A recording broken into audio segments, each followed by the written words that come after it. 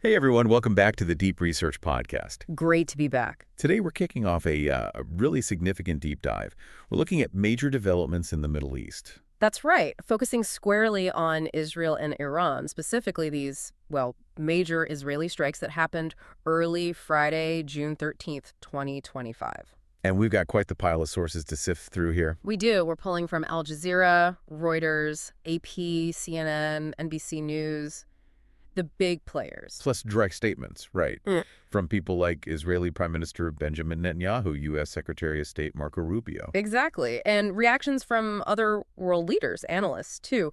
We even have insights from a former head of U.S. Central Command, General McKenzie. Okay, so our mission, as always, is to take all this info, all these different reports and statements, and really boil it down. Yeah, extract the key nuggets. What actually happened according to these sources? Why do they say it happened? And what are the immediate implications, the reactions we're seeing? It's about, cutting through that noise. Giving you that shortcut to getting properly informed on what's clearly a very complex and, frankly, fast-moving situation. Okay, let's jump right in then. The main event. What are the sources telling us? So early Friday morning, June 13th, Israel launches this large-scale strike. Multiple targets inside Iran. And Israel's calling it something specific. They are. Operation Rising Lion. That's the official name they've given it. Operation Rising Lion. Wow. Okay, that name alone, it says something. And you said large scale. This wasn't minor. Doesn't sound like it. The sources are describing it as substantial.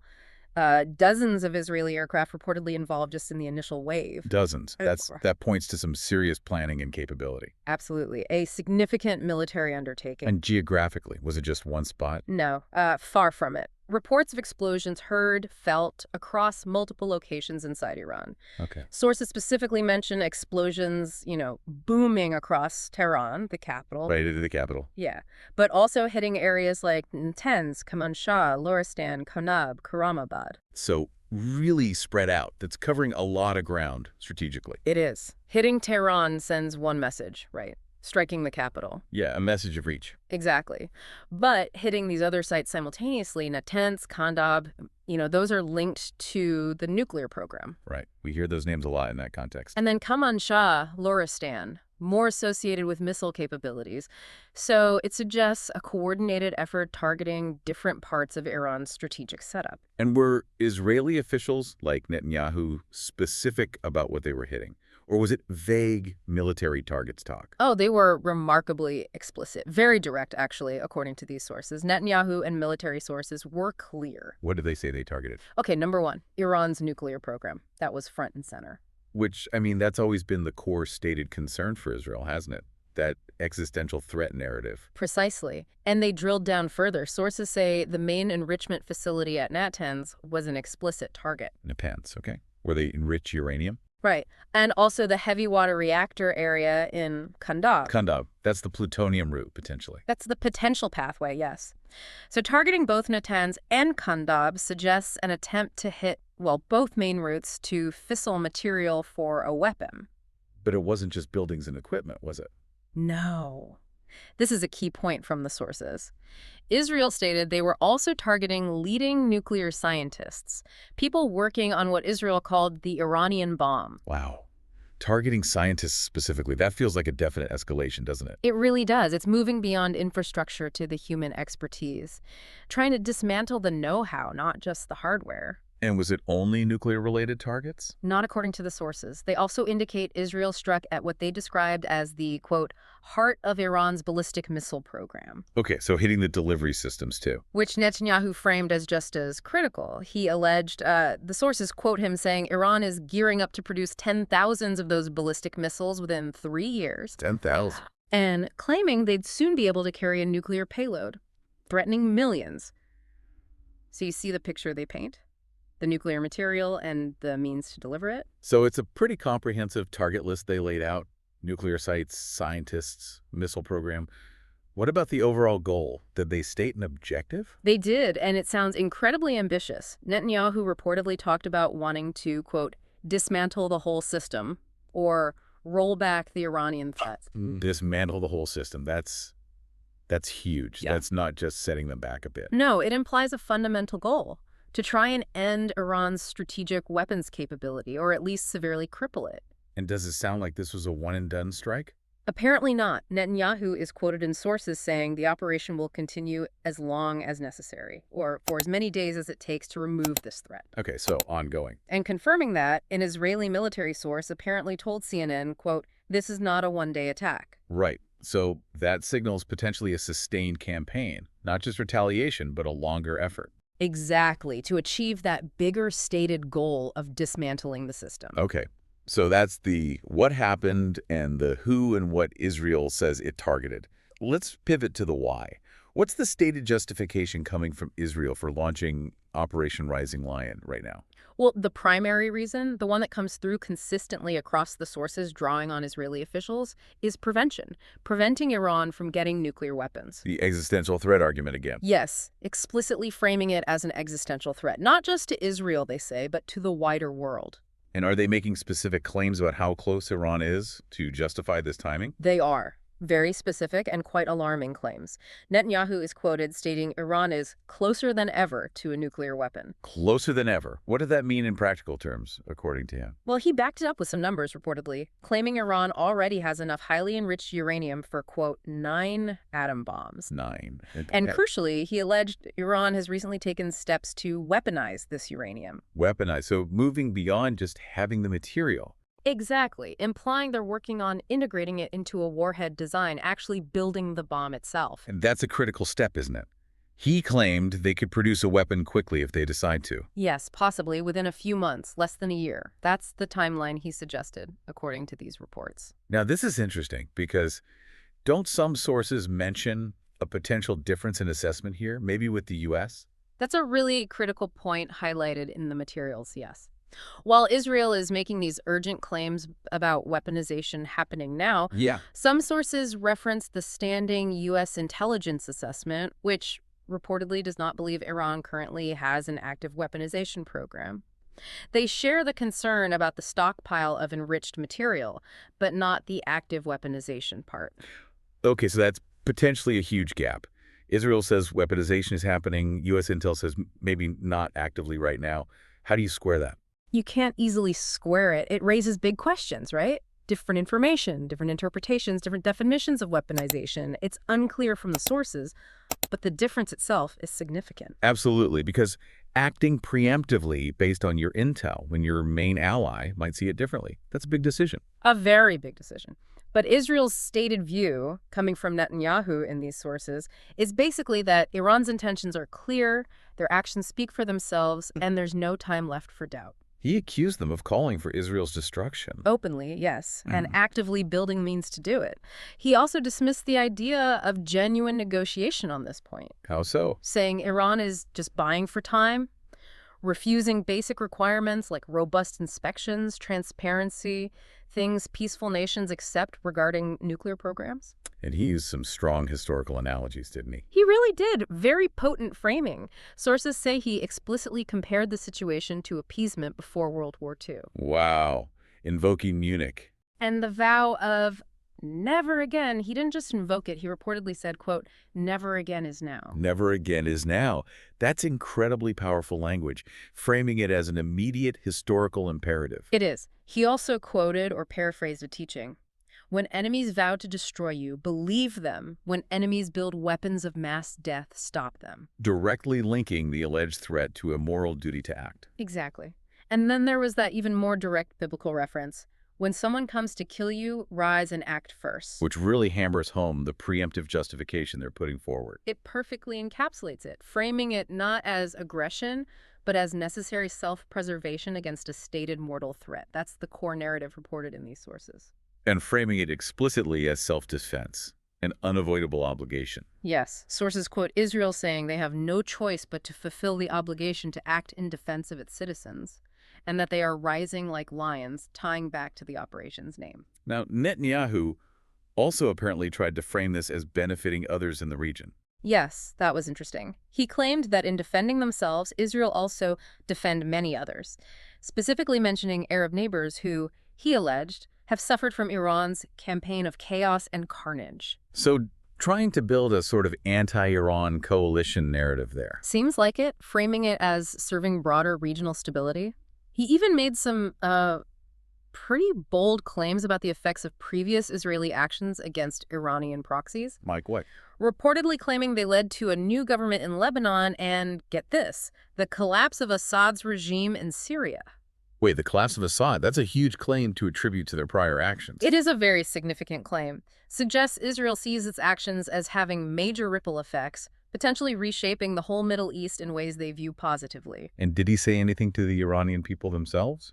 He did address them directly, according to the sources, saying the fight isn't with them, but with the brutal dictatorship oppressing them. Expressing hope for their liberation. Yeah, saying the day of their liberation is near. It's classic strategic communication, right? Trying to drive a wedge between the regime and the population. Makes sense. And finally, on the justification front, there was an acknowledgement of U.S. support, or at least Trump's stance. Yes, Netanyahu specifically thanked President Trump, credited him for his leadership in confronting Iran's nuclear weapons program. How so? By referencing Trump's reported stance that Iran cannot have enrichment. Netanyahu used this to frame Iran's behavior as just buying for time against that firm U.S. position. Okay, so a very detailed, multi-layered justification presented by Israel, drawing on history, religion, self-defense, regional benefit, and even a nod to U.S. policy. Let's shift gears, though. What about the actual impact on the ground, the casualties reported? This is where it gets grim. Iranian state media reports, as captured in our sources, confirm significant casualties, including a very high-profile one. Who was that? The Commander-in-Chief of the Islamic Revolutionary Guard Corps, the IRGC, Major General Hossein Salami, killed. The head of the IRGC, that's huge. A massive blow to their military and political structure. Absolutely, and sources say this happened at the IRGC headquarters in Tehran, which tells you something about the strike's precision and reach right into the capital. And were the scientists Israel said they were targeting? Were they confirmed hit?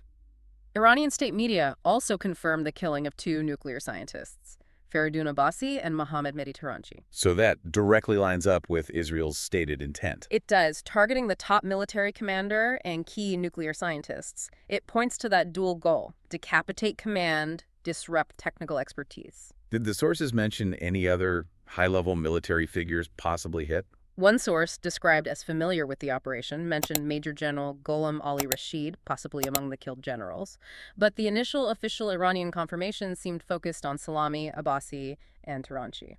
And did Israel comment on hitting personnel? Yes, an Israeli security source reportedly briefed reporters saying top military leaders and senior nuclear scientists were targeted, and that, quote, chances are increasing they were eliminated. So, confirming the intent, expressing confidence.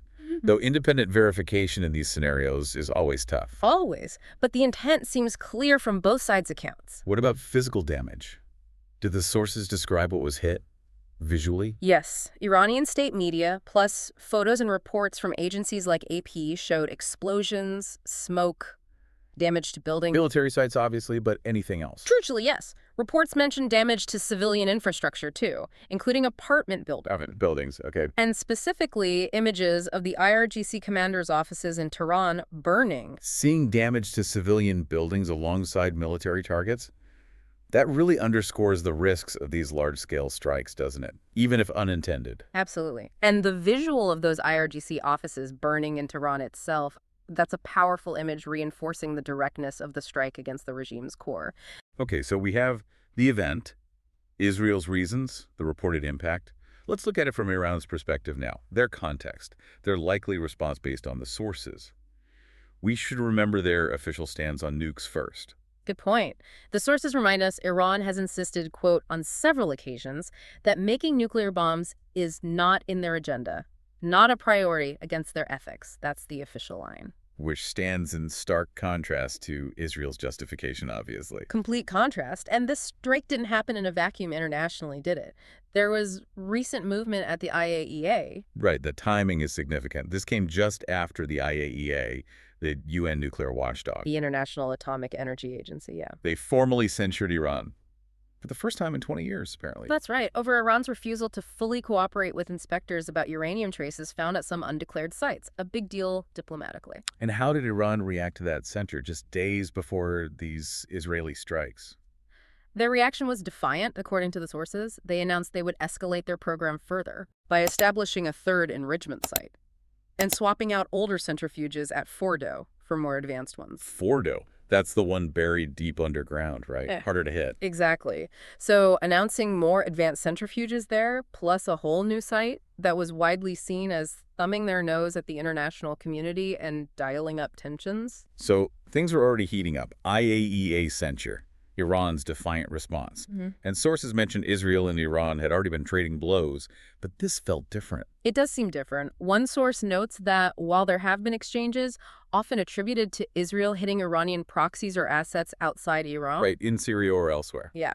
This strike stands out, the scale, the targets inside Iran, hitting top figures like Salami. Netanyahu also reportedly cited previous direct clashes, like Iran firing 300 missiles at Israel last year, other direct attacks as part of this escalating pattern. Okay, so given the severity, killing the IRGC chief, what are the immediate Iranian actions and stated intentions for retaliation based on these sources? Well, Iranian state media confirmed Salami's death and the hit on Natanz pretty quickly. And critically, they reported the leadership is meeting in Tehran right now to decide how to retaliate. So high-level discussions underway on the response. Definitely. And defensively, they took immediate steps. Air defenses went on full alert. Airspace over Tehran was temporarily closed, according to reports. Clear signs they're expecting more or preparing to launch something themselves. Exactly. And Israel is certainly bracing for it. Their defense minister is quoted expecting very significant Iranian retaliation, predicting missile and drone attacks could come, quote, immediately. Immediately.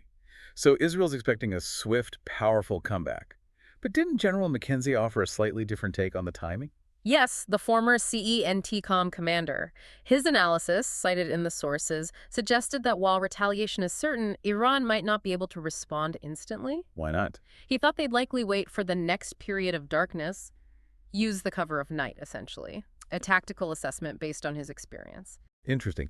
Did he say anything about Iran's broader capability against Israel right now? He did. He assessed Iran is, quote, generationally weakened against Israel specifically. Generationally weakened. What did he base that on? Partly on weakened proxies, Hezbollah, Syrian groups suggesting they're degraded from other conflicts or Israeli actions, and also prior Israeli strikes hitting Iran's own defenses. But he didn't say they were toothless. Oh, no, not at all. He cautioned that despite being weakened against Israel, Iran could still hit U.S. bases in the region, or strike countries like Saudi Arabia or the UAE, highlighting that broader regional risk. So McKenzie's analysis adds this layer, suggesting maybe Israel perceived a window of opportunity due to this weakening, influencing their timing and scale. It certainly implies a calculation, doesn't it? That maybe Iran's ability to hit back immediately and devastatingly at Israel itself might be perceived as reduced, even if the potential for serious regional retaliation remains. Let's shift to the international reactions now, especially the U.S. response. Yeah. What did we hear immediately from the administration? Secretary of State Marco Rubio put out a statement pretty quickly. It was quite clear. Quote, "Tonight, Israel took unilateral action against Iran. We are not involved in strikes against Iran." Okay, distancing the U.S. from the action itself. Yes. And then adding, "Our top priority is protecting American forces in the region." Right, reaffirming U.S. interests. Did he say anything to Iran? He did. A direct warning. Quote, "Iran should not target U.S. interests or personnel," drawing a clear red line for any Iranian response. And did the sources say if the U.S. knew this was coming? They mentioned Israel advised the U.S. beforehand, told them they believed this action was necessary for self-defense, so there was communication, even if the U.S. says it wasn't involved in the operation itself. And hadn't the U.S. already been taking some precautions in the region before this? Yes, that's noted too. Due to already heightened tensions, the U.S. had apparently pulled some diplomats from Iraq, authorized voluntary evacuations for military families in the Middle East. So they were already sensing trouble brewing and trying to reduce risk. Seems so. Embassies were told to assess local dangers, mitigate risks. There was clearly concern even before the strikes kicked things up several notches. What was happening at the White House during the strikes? Sources reported President Trump and his national security team were monitoring it all in real time, in the Situation Room. Okay, so high-level attention. Very high level. And Trump convened a cabinet-level meeting for Friday morning to discuss it all. Now, Trump's position leading up to this, the sources paint a complex picture, right? Yeah. Almost contradictory. It really does seem that way. On one hand, he'd publicly said an Israeli attack could very well happen, warned about a possible massive conflict soon, so he saw it as a possibility. But on the other hand, He also stated he was actively trying to talk Netanyahu out of attacking, Why? because he felt a diplomatic deal with Iran was, quote, fairly close, and he worried an attack would blow it for that deal. That's fascinating. The U.S. president pushing diplomacy, fearing military action undermines it, while his close ally goes ahead with that very action. And Trump's red line for a deal was zero enrichment, right? Which Iran wasn't agreeing to. Correct. Zero enrichment was the stated U.S. line, something Iran wasn't publicly on board with. Yet, Netanyahu thanked Trump for his stance on no enrichment. Right. As we mentioned, Netanyahu used Trump's firm stance to argue Iran was just buying for time. It really highlights the different perspectives and perhaps strategies at play between the U.S. and Israel, even under Trump. And this brings us right back to the diplomatic context, the timing relative to the planned talks. Exactly. The sources stress this timing. The strikes happened Friday morning. U.S. envoy Steve Witkoff was scheduled to meet Iranian negotiators in Oman on Sunday. Just 2 days later, for the 6th round of nuclear talks. It's incredibly striking timing. Witkoff had reportedly even floated some proposals, Iran buying fuel abroad, shipping enriched material to Russia, things like that. Trying to find a way forward, and Israel had met with him beforehand. Yes, reportedly trying to influence the talks, make sure their security concerns were front and center. So what do analysts cited in the sources think this strike does to those talks? The consensus seems to be it's stalled them, or at the very least massively complicated them. It's hard to imagine resuming high-stakes diplomacy right after one side bombs the other's nuclear program and kills top officials. Yeah, it seems like a predictable outcome, perhaps even an intended one, depending on your view. What about other countries? Any reactions mentioned? We saw alarm from places like Australia and New Zealand, highlighting the risks of destabilization, miscalculation, calling for restraint, dialogue. Standard diplomatic calls for calm, basically. Pretty much. Japan also mentioned diplomatic efforts to prevent things getting worse, protect their citizens, and one think tank, the Quincy Institute, raised a specific worry. Was that? The humanitarian and environmental risk if nuclear facilities are hit hard, potential release of radioactive material, a catastrophic scenario. That's a sobering point. They also observed that Israel often gets, quote, special treatment internationally, maybe implying less criticism than others might face for similar actions. Interesting observation. And back in the U.S., the political reaction was pretty divided, wasn't it? Very divided. On the Republican side, Senator Ted Cruz apparently enthusiastically defended the strikes as self-defense. Okay. Senator Lindsey Graham tweeted simply, game on and pray for Israel. Very blunt. Wow. And Democrats. A different tune. Senator Chris Murphy suggested the attack was clearly intended to scuttle Trump's negotiations, said it showed little respect for Trump's diplomatic efforts. So seeing it as undermining diplomacy. Yes. And Senator Jack Reed called it an alarming, reckless escalation, risking wider violence, urging Trump to push for de-escalation. On the House Intel chair. Republican Rick Crawford, he reiterated the U.S. wasn't involved, warned Iran not to hit U.S. forces, regretted the breaking point, but stood firm that Iran can't get a nuclear weapon. So a whole spectrum of reactions within the U.S. political scene, from full support to deep concern about recklessness and undermining diplomacy. Exactly. Really shows the fault lines on this issue. And, of course, the markets reacted immediately. Right. The economic impact. What do we see? Sharp reactions, fear of instability, oil supply disruption. Oil prices jumped significantly, like 5–6%, pretty much straight away. And stocks.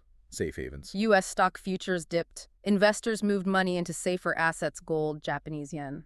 Classic response to a major geopolitical shock. Shows how globally connected this is. Okay, so pulling all this together, we've got the military strikes, Israel's detailed justification based on an imminent threat perception, the tragic human cost, Iran's likely response being planned, the complex U.S. position and international reactions, the economic fallout.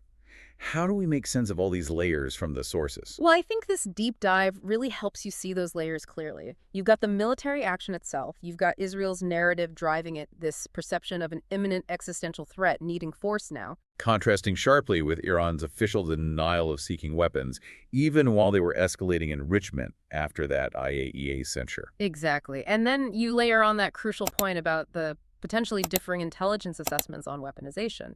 Israel saying it's happening, U.S. intel reportedly less certain about active efforts right now. That difference in perceiving the imminence and nature of the threat seems absolutely central. It really does, because it shapes the justification for acting now versus continuing diplomacy or containment.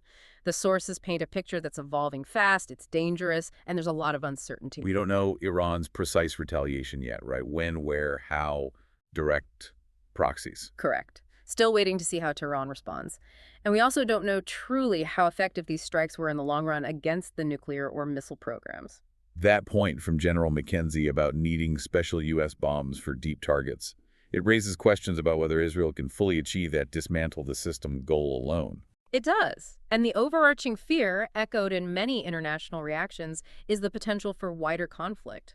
Miscalculation, unintended consequences, it could escalate very quickly. And we should also remember Netanyahu's message to the Iranian people, trying to separate them from the regime. That's part of the information warfare component, too. Absolutely. It's a complex mix: military moves, clashing intelligence, stalled diplomacy, powerful narratives, regional power plays.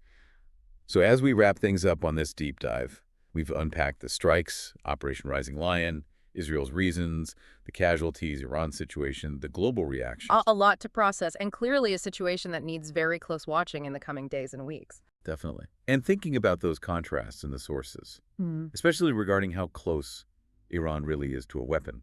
Israel saying weaponization's happening now, justifying immediate action, the reported U.S. assessment being different, and the different views on whether military action or diplomacy was the right path. It leads to a final thought for everyone listening. Considering these conflicting narratives and assessments, what aspects of the situation do you think are most crucial to watch moving forward? To really understand where this is headed for the region and maybe the world, is it the intelligence gap? Is it Iran's actual response? The diplomatic fallout? Those are the key questions, aren't they? How those stated intentions, perceived threats, and actual capabilities interact. That's what we need to watch. And on that note, stay curious, keep those questions coming. Until next time, keep learning. And tell everyone to subscribe to the Deep Research Podcast.